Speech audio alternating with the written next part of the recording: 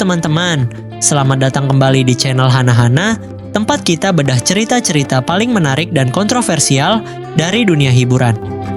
Hari ini kita akan ngobrol tentang sebuah karya yang lagi bikin heboh.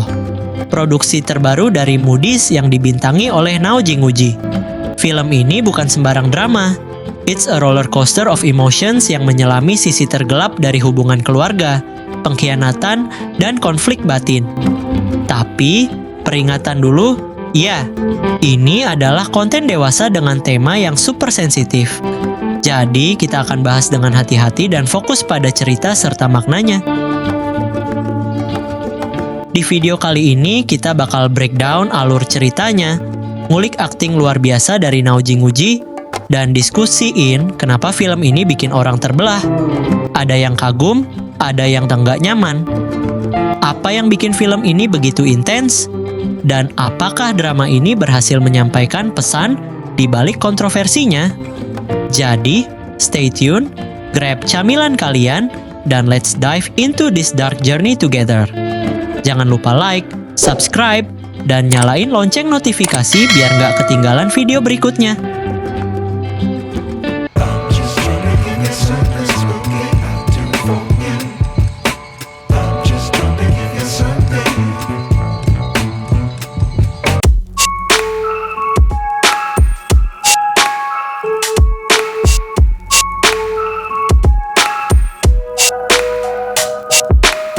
Film ini diproduksi oleh studio ternama Moody's. Adalah sebuah karya film drama dewasa yang berani mendorong batas-batas naratif dengan mengeksplorasi tema yang sangat kontroversial. Hubungan keluarga yang kacau, pengkhianatan, dan hasrat terlarang. Disutradarai oleh Torende Yamaguchi, film ini menampilkan Nao Jinguji sebagai pemeran utama yang sekali lagi membuktikan kemampuan aktingnya dalam menghidupkan karakter yang kompleks. Dengan durasi 150 menit, film ini menawarkan alur cerita yang panjang dan intens, namun tidak luput dari kekurangan yang membuatnya sulit diterima oleh semua audiens. Berikut adalah ulasan mendalam tentang alur cerita, elemen produksi, dan dampak emosional dari film dengan kode MIDA 150. Film ini membuka narasinya dengan suasana yang langsung terasa berat. Cerita berpusat pada dua karakter utama. Seorang adik laki-laki bernama Yuzuru yang diperankan oleh Yuki Yuzuru dan kakak perempuannya yang diperankan oleh Nao Jinguji. Mereka tinggal dalam lingkungan yang penuh tekanan di mana Yuzuru menjadi sasaran bullying oleh seorang pemuda berandalan di lingkungan mereka yang diperankan oleh Yukuroi. Yuzuru yang digambarkan sebagai karakter yang lemah secara emosional dan mudah terintimidasi, berada dalam dilema moral yang menjadi inti dari konflik film ini. Film dimulai dengan pengenalan hubungan kakak adik yang tampak harmonis di permukaan. Namun tersirat bahwa ada ketegangan di antara mereka. Sang kakak adalah sosok yang ceria dan polos, kontras dengan Yuzuru yang penuh kecemasan. Ketika Yuzuru terus-menerus diintimidasi oleh Kuroi si pengganggu, ia dihadapkan pada ultimatum yang mengerikan, menyerahkan sesuatu yang berharga untuk menyelamatkan dirinya. Dalam keputusasaan, Yuzuru membuat keputusan yang tidak terbayangkan. Ia memberikan sang kakak yang telah diberi obat tidur kepada Kuroi.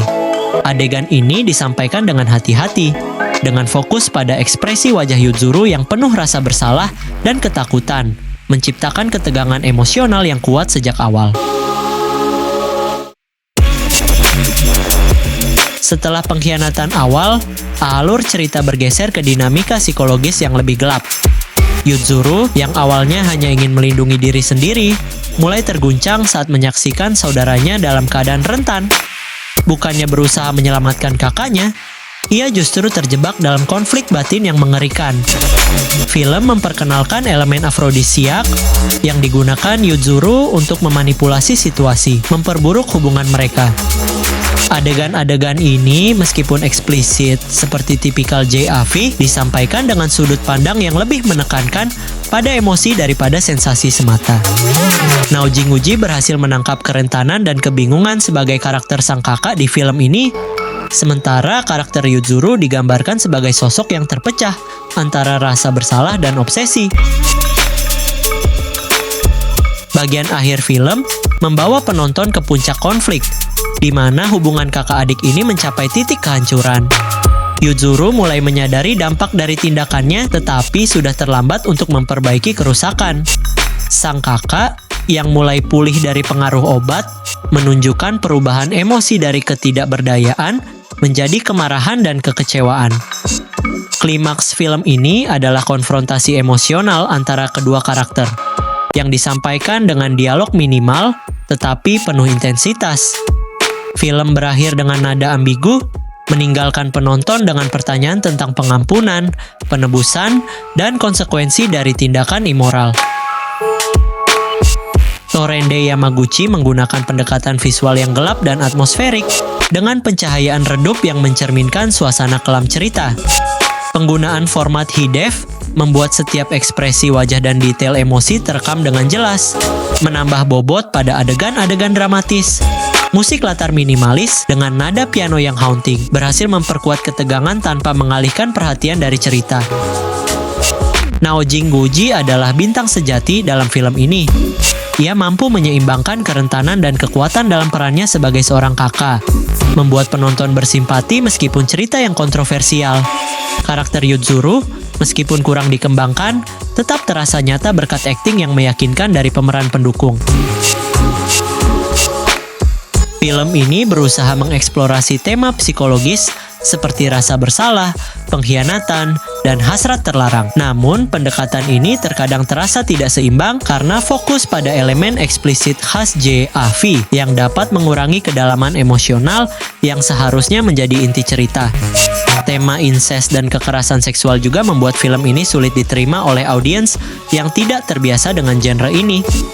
Midas 150 adalah karya yang ambisius dari Mudize, berani mengambil risiko dengan mengeksplorasi tema yang sangat kontroversial. Bagi penggemar JAV yang mencari kombinasi drama psikologis dan elemen khas genre ini, film ini menawarkan pengalaman yang intens, terutama berkat penampilan luar biasa dari Naojin Guji. Namun, tema yang sensitif dan penggambaran eksplisit membuatnya tidak cocok untuk semua audiens. Saya merekomendasikan film ini hanya untuk penonton dewasa yang memahami konteks genre JAV dan siap menghadapi narasi yang gelap dan penuh konflik moral. Nah, itu tadi perjalanan yang intens banget ya teman-teman. Midas 150 benar-benar sebuah karya yang nggak takut buat dorong batas-batas dengan cerita yang gelap dan penuh emosi.